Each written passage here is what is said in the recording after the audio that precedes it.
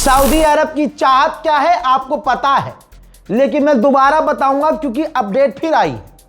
Saudi अरब की चाहत यह है, अमेरिका पर दबाव यह है कि ईरान से डील मत करो, बल्कि ईरान को मिटाओ, ईरान पर हमला करो, ईरान को नुकसान पहुंचाओ। यह है आपका मोहम्मद बिन सलमान।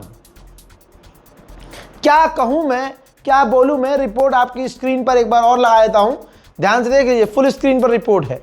मोहम्मद बिन सलमान चाहता है कि अमेरिका हमला करे। जी हां, अमेरिका हमला करे और अमेरिका ग्राउंड ऑपरेशन करे। मोहम्मद बिन सलमान ने अमेरिका के सामने ये डिमांड रखी है कि हमला तो करो ही करो, बल्कि जमीनी ऑपरेशन करो। यही वजह है शायद कि बिन सलमान की बातों को मानते हुए अमेरिका ने नई फौज की टुकड़ियां मिडिल ईस्ट में भेजी हैं। यह है बिन सलमान। भाई मेरे तो समझ में आ ही नहीं रहा कि ईरान बातचीत की बात कर भी क्यों रहा है। ईरान को तो बिल्कुल एकदम बात करनी ही नहीं है। जब तक कुत्ते की तरह रोने ना लगे डोनाल्ड ट्रंप, दुनिया के सामने आकर कह ना दे कि भाई बस कर दो अब, तब तक ईरान को बात ही नहीं करनी चाहिए। ईरान के ऊपर इजराइल अमेरिका लगातार हमले कर रहे हैं। ये कौन सा 5 दिन का वो है कि भैया अब 5 दिन तक हम हमला नहीं करेंगे। हालांकि वो हमला कहा गया था ट्रंप के द्वारा कि हम ईरान की फैसिलिटी पर हमला नहीं करेंगे, लेकिन जो हमले हो रहे हैं ईरान पर वो बड़े हैं। देखिए,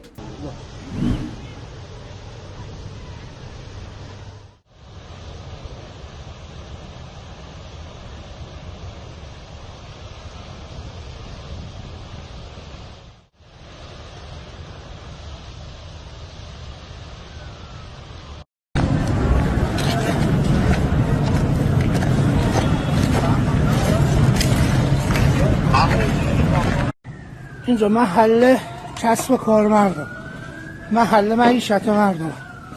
این همه ماهی، این همه مرغ.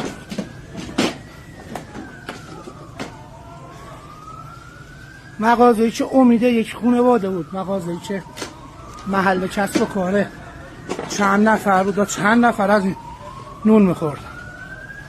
این فقط یک گوشه از جنایت رژیم تروریستی صهیونیستی.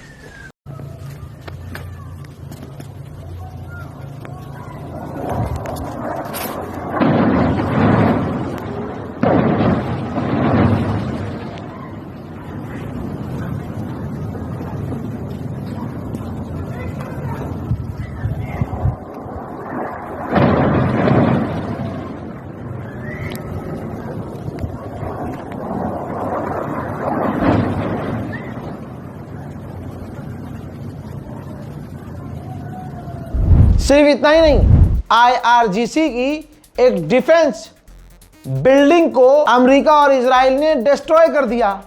देखिए,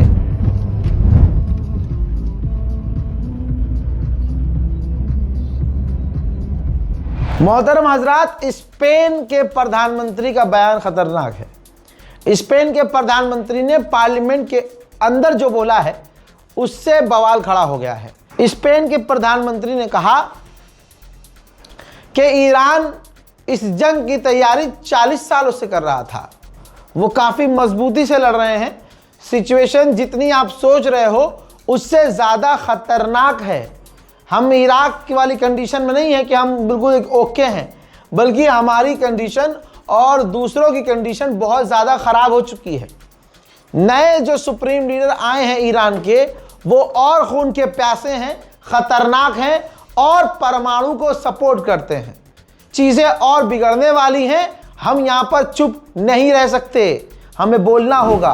उधर पाकिस्तान ने क्लेम किया है कि अगले 48 घंटे के अंदर दोनों के बीच कुछ न कुछ बात होने वाली है, लेकिन ईरान के जो एम्बेसडर पाकिस्तान में हैं वो पहले ही कह चुके हैं कि डायरेक्ट कोई बातचीत नहीं हो रही है। वहीं तुर्की, पाकिस्तान, इजिप्ट ही, ये तीनों देश ही ऐसे देश हैं जो ईरान और अमेरिका पर दबाव, खासकर ईरान पर दबाव बनवा रहे हैं कि भैया बैठकर आमने सामने बात कर लो और इस जंग को खत्म कर दो। दोस्तों, इजराइल के डिफेंस मिनिस्टर ने कहा कि अब तक हम ईरान पर 15,000 बम गिरा चुके हैं, 12 डेज वॉर से 4 गुना ज़्यादा। तो अब समझिए कि जब इजराइल और अमेरिका ऐसे बयान दे रहे हैं तो ईरान को बात ही नहीं करनी चाहिए। ईरान के पास अनलिमिटेड मिसाइल हैं, अनलिमिटेड ड्रोन है, ताकता रहना चाहिए, एकदम दबादब मारे जाओ। हजरात, पालतू कुत्ते ने, जो अमेरिका का पालतू कुत्ता है और सऊदी अरब का पालतू कुत्ता है शहबाज शरीफ, उसने मोहम्मद बिन सलमान अपने आकाए करीम को फ़ोन किया और तमाम जानकारियां दे दी कि क्या क्या बात चल रही है। यानी जासूस साला ये खुद है हरामी। भाई किसका पालतू है? बिन सलमान का और अमेरिका का। बिन सलमान कह रहा है कि अटैक करो, ईरान पर कब्जा करो, उसके घर पर ज़मीनी कब्जा कर लो। और बिन सलमान चाहता है कि ये जंग बढ़े। बिन सलमान चाहता है कि ईरान टुकड़े टुकड़े हो जाए, जैसा इजराइल चाहता है। और अगर कोई बीच में संबंध ठीक भी करवाना चाह रहा है, रिश्ते ठीक करवाना चाह रहा है, सीज फायर करवाना चाह रहा है, कि तमाम जानकारियां पाकिस्तान का शहबाज शरीफ खुद ही मोहम्मद बिन सलमान को फ़ोन पे दे रहा है। हजरात, आप सोचिए, अमेरिका इजराइल जो शोर मचा रहे हैं कि हम जीते हैं, दुनिया की हर रिपोर्ट कह रही है कि वो हारे हैं। एक रिपोर्ट ये है, अब तक भाई उसने 11,000 बम गिराए हैं 16 दिन के अंदर, अमेरिका ने। और इतनी तेजी से गिराए हैं कि जितनी तेजी से वो इतने बम बना नहीं सकता। ईरान रुका थोड़ी है। ईरान की जो मिसाइलें गिर रही हैं उनकी वीडियोस को ब्लॉक कर रहा है इजराइल। सबूत आ नहीं रहे, मिसाइलें जा रही हैं, तस्वीरें नहीं आ रही हैं। जो तस्वीरें आ रही हैं इजराइल के अप्रूवल के बाद आ रही हैं। अब सोचिए, इजराइल ने खुद कहा है कि पिछले 24 घंटे में 200 इजरायली घायल हुए हैं। तो 200 अगर वो एक्सेप्ट कर रहा है तो सोचिए कितने घायल हुए होंगे। हज़ार 14 साल के एक इजरायली लड़के को इजराइल की पुलिस ने गिरफ्तार किया। 14 साल का लड़का। इल्जाम यह है कि वो ईरान के लिए जासूसी कर रहा था और ये भी सबूत मिले हैं कि ईरान ने उसे पैसे भी दिए थे। अब ईरान और अमेरिका की बातचीत अगर हो भी रही है या होने वाली है तो कतर के पेट में गुड़गुड़ हो गई है।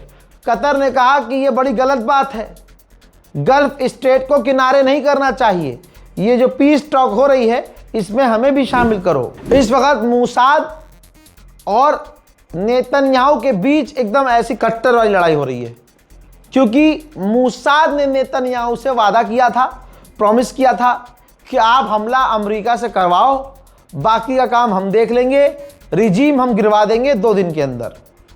ऐसा कुछ हुआ ही नहीं, बल्कि जो मकसद था रिजीम चेंज करने का वो रिजीम चेंज हुई ही नहीं। तो अब अमेरिका भी पिटा, इजराइल भी पिटा और अरब भी पिटा। अब नेतन्याहू 48 घंटे से बहस कर रहे हैं मूसाद से। हर बार जब भी उनकी मुलाकात हो रही है, मीटिंग हो रही है, तो मूसाद पर भड़क रहा है नेतन्याहू।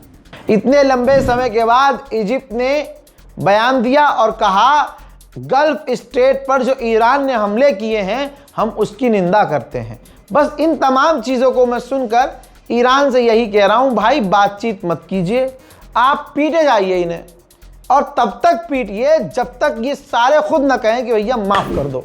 26 दिन हो चुके हैं, देख लीजिए, और अभी भी इंटरनेट पूरी तरह से ईरान में बंद है। ईरान के फॉरेन मिनिस्ट्री के स्पोक पर्सन ने इंडिया टुडे को, जी हाँ, इंटरव्यू दिया है, जिसमें उन्होंने कहा कि हमें मालूम है कि पूरी दुनिया को इकोनॉमिकली झटका सहना पड़ रहा है, सबका नुकसान है, लेकिन ये याद रखना चाहिए ये हमारी गलती नहीं है, हम पर ये जंग मुसल्लत की गई है, ईरान के ऊपर अमेरिका ने हमला किया था। उन्होंने आगे ये भी कहा कि हम सिर्फ अमेरिका, इजराइल और उनके साथियों, दुश्मन और दुश्मन के दोस्तों के वेसल्स को ही हम स्ट्रेट ऑफ हुर्मुज में रोक रहे हैं, बाकी हम किसी को नहीं रोक रहे हैं, हम सबको जाने दे रहे हैं।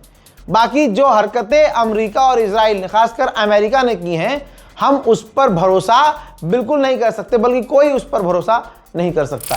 हज़ार पाकिस्तान ने अमेरिका के वो 15 पॉइंट की डिमांड जो है आधिकारिक तौर पर ईरान को सौंप दी है। अब देखना यह है कि उनमें से ईरान कौन कौन सी शर्तों को मानता है। यूएन के अंदर तमाम अरबों ने रोते हुए यूएन से शिकायत की है कि ईरान ने जो हम पर हमला किया है, ईरान आज के बाद से हमारे लिए बहुत बड़ा खतरा बन चुका है। IEA, इंटरनेशनल एनर्जी एजेंसी ने कहा है कि ज़रूरत पड़ने पर, दुनिया में अगर लगेगा हमें ज़रूरत है तो हम अपने ऑयल के और भी रिजर्व खोल सकते हैं। उधर डोनाल्ड ट्रंप का ग्राफ, डोनाल्ड ट्रंप की अप्रूवल, उसकी मान्यता अमेरिका में गिर गई है।